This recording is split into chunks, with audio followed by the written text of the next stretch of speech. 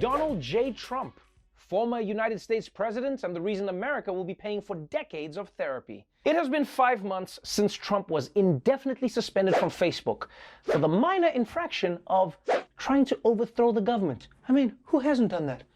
But today brought some new clarity on where you will and won't be seeing Trump online going forward. Decision day this morning in a Facebook face-off with the company's independent oversight board upholding the decision to keep former President Donald Trump off the platform, at least for now. But the board, a kind of Supreme Court for Facebook, says it's not appropriate for the company to just make the ban indefinite, giving Facebook 6 months to review its decision. And Donald Trump already moving on from the traditional social media sites ahead of the decision. He's launched his own new blog called From the Desk of Donald J. Trump. The blog posts are formatted like tweets and include options for people to post the content on other social media sites. People can sign up for alerts so they know when the former president writes something. Hold up! This dude has been saying for months that he's gonna create a whole new social media platform to rival Twitter and Facebook, and he just ended up making a blog? And not just that, he's called the blog From the Desk of Donald Trump, when we know for a fact that he doesn't spend any time there. I mean, you might as well call it From the Juice Bar of Donald Trump. But I get it. You know, Trump had to do something to distract from the fact that he lost his appeal to get back on Facebook. Or as he put it, we won this appeal in a landslide. Everyone knows it. So many victories. And look, I get why Facebook extended Trump's suspension, but you have to admit, it does seem pretty unfair to ban him from a website that began as a way to rate women's looks. Oh, and just as a side note, it's crazy that Facebook even has a Supreme Court to make these decisions. What's even crazier is Mitch McConnell has already appointed 4 of its justices. If you've got a court, well, I'm filling it. Donald Trump may have lost the 2020 election, but that's only if you count all the votes against him. The good news, though, is that doesn't mean he walked away from the race empty-handed. Well, Trump supporters may have gotten or given more than they bargained for when they donated to his re-election campaign. A New York Times investigation found that people who thought they were sending a single donation were charged over and over again by his campaign operation, and what the Times calls an intentional scheme to boost revenue. Recurring online donations were set up by default. Here is how that fine print disclaimer looked. Take a look at this. It was buried. That tiny line at the bottom of the first yellow box calls for a weekly recurring donation. Hundreds of thousands of people had money withdrawn without their knowledge, leading to a record amount of fraud claims against more than $64 million in refunds in the last months of 2020. A 63-year-old man willingly initially contributed $500 to the Trump campaign when the man had his bank account repeatedly charged $500 several times in the weeks to come, to the tune of $3,000 in less than 30 days. God damn! Say what you want about Donald Trump, but this man is a legend. His last act as president was to rob his own supporters. They loved him so much they stormed the Capitol for him, and meanwhile, he was like, you go on ahead, I'll watch your stuff. Leave your wallet here, Bobby. I got you. What's most surprising to me is that Trump's base didn't expect this from him. Because guys, if you know Donald Trump at all, you should know that he will scam anyone. That's why even when Melania is at home, she still takes her purse with her to the bathroom. I'm going pee-pee now. Credit card comes with me, Donald. Now, you'd probably think that after getting scammed, his supporters would have second thoughts about him, but it turns out some of the victims still say that they are loyal to Donald Trump.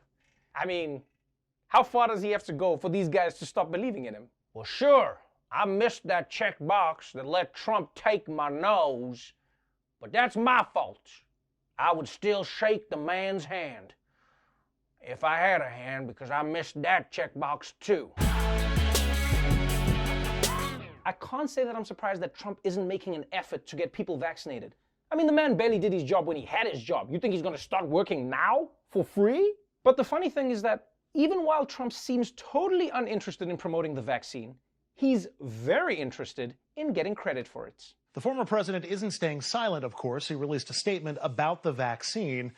Quote, I hope that everyone remembers when they're getting the COVID-19, often referred to as the China virus vaccine, that if I wasn't president, you wouldn't be getting that beautiful shot for 5 years at best, and probably wouldn't be getting it at all. I hope everyone remembers.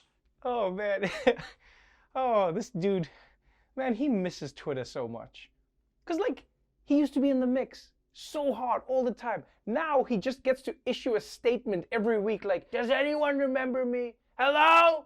I was the Go Fifi guy. We had good times. Remember me? Go Fifi. And look, I get where Trump is coming from.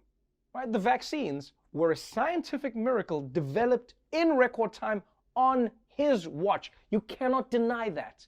But that's what makes it so weird that he's not out there promoting the vaccine. Like when Tom Brady won the Super Bowl, he went and held the trophy and celebrated with his team. He wasn't like, yo, I'm gonna sneak out the back, don't tell anybody I was here. Donald Jobless Trump. And for anyone wondering if Trump is still worshipped by his people, well, this might answer your question.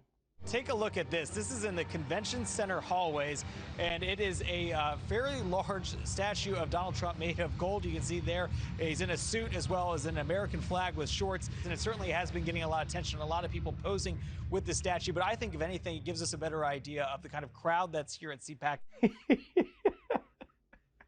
Holy shit, guys, did you see that thing? Oh, man. I'm sorry. Like, yeah, I get it. It's a golden idol and blasphemous and all of that, blah, blah, blah. But, guys, why is it wearing flip-flops and holding a magic wand? I mean, do you know how hard it is to make Donald Trump look weirder than he already is? Like, it doesn't even look like Trump. It looks like King Midas dry-humped a Bob's Big Boy. I mean, so yeah, that statue looks dumb, but still, everyone at CPAC was excited to take pictures with it. Especially Eric. This is the closest we've ever been in a long time, Dad. Look, I know, I'm just a gold statue, but get the hell away from me, you creepy-looking freak. Now, as exciting as gold-plated Hobbit Trump is, the statue was no match for the real thing.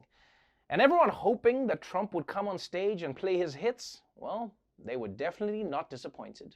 We have a very sick and corrupt electoral process that must be fixed immediately. This election was rigged, and the Supreme Court and other courts didn't want to do anything about it. They didn't have the courage, the Supreme Court. You take a look at the votes. When you have more votes than you have people, that's a problem, right? Is that a problem? In Pennsylvania, they had hundreds of thousands of more votes than they had people voting. What's that all about? What's that all about? Cheating, they say. Yeah, I'd say so. But it's one of those things. But who knows? Who knows? I may even decide to beat them for a third time, okay? Beat them for a third time.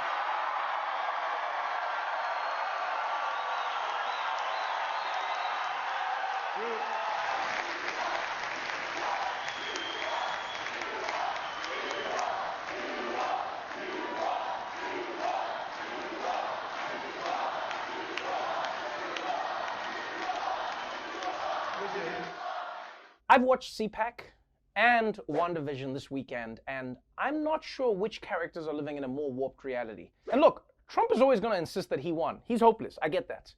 But for the rest of the conservatives in that room, someone is going to need to step up and have the balls to tell them that their candidate lost and that they need to grow up and accept that.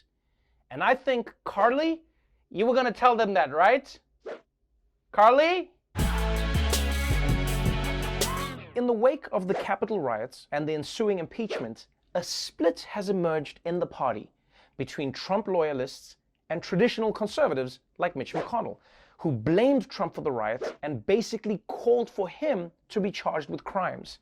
Well, now Trump is striking back.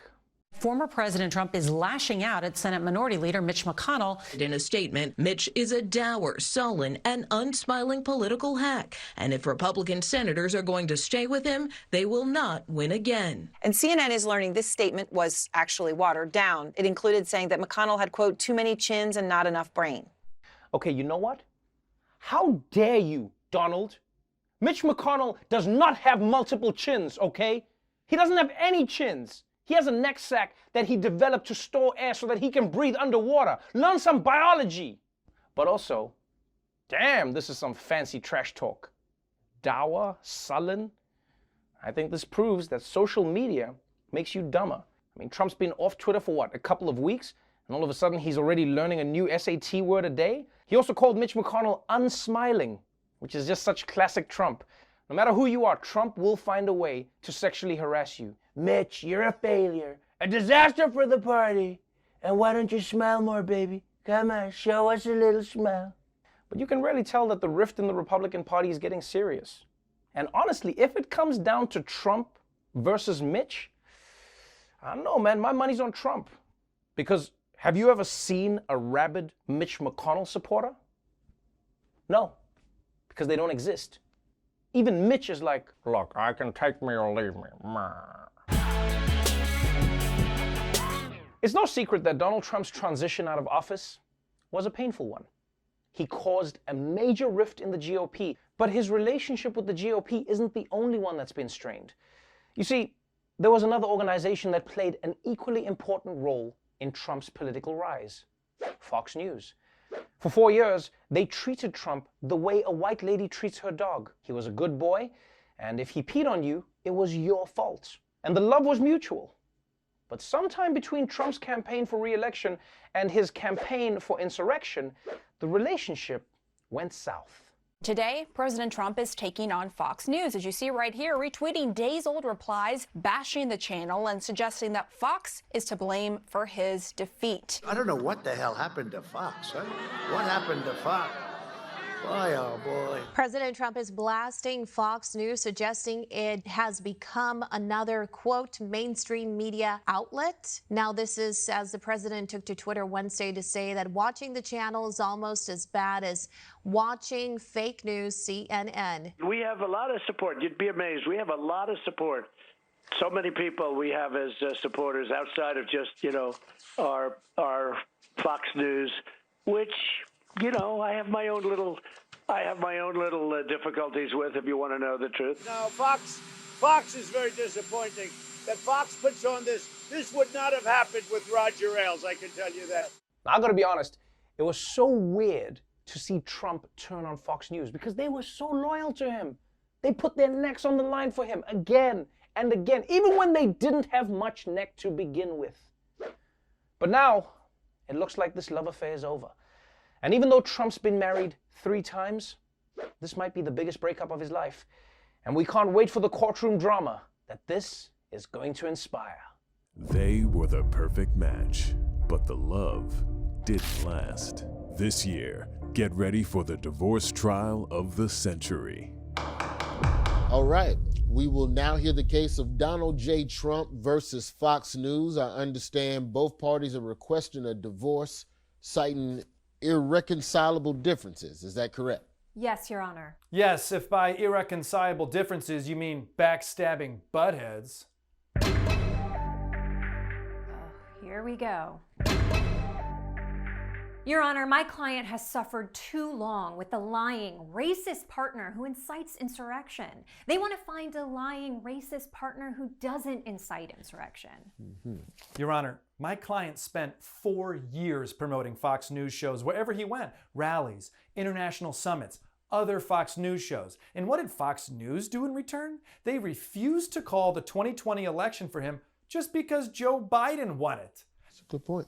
This betrayal has inflicted emotional, physical, and dietary harm. It made him sad, and he eats junk food when he's sad, and when he's happy, and when he feels nothing, but that's irrelevant to this case. Your Honor, I object. The tension is high, but the stakes are even higher. All right, let's get down to business. Start splitting up these big, juicy assets. Counselor? He's keeping the Republican Party. Absolutely not. That was Fox's property prior to the relationship. He can have the MAGA base only. I'm talking the Trump tattoo-having, felony live streaming base, the ones who haven't combed their beards since the mid-90s. That's not fair. None of those riders will even be able to vote from jail in the next election. We want the whole party. Mr. Trump invested substantial resources into overhauling the GOP, renovations, upgrades, spine removal. Who do you think paid for Mitch McConnell's Brazilian butt lift? I knew that thing was fake. A breakup this messy affects the whole family. All right, let's talk custody. I see here there are 6 children. Wait, I thought Trump only had 5 kids. Is there a secret love child y'all ain't telling me about? No, the petition doesn't refer to Mr. Trump's biological children. Rather, we're asking for custody of Steve, Ainsley, Brian, Tucker, Laura, and Sean, the ones he loves. Your Honor, Mr. Trump's lifestyle simply can't give them the stability they need to thrive, especially little Brian Kilmeade. I mean, he doesn't even understand what's going on. This verdict will be the most anticipated result in our lifetimes. Before I get to my decision, I'd like to implore both parties to remember what this relationship used to be. This relationship was founded on love, trust, and common interests that Mr. Trump and Fox shared, like wealth and NDAs. But ultimately, this case comes down to one thing: whoever gave me the biggest bribe. So this court hereby rules in favor of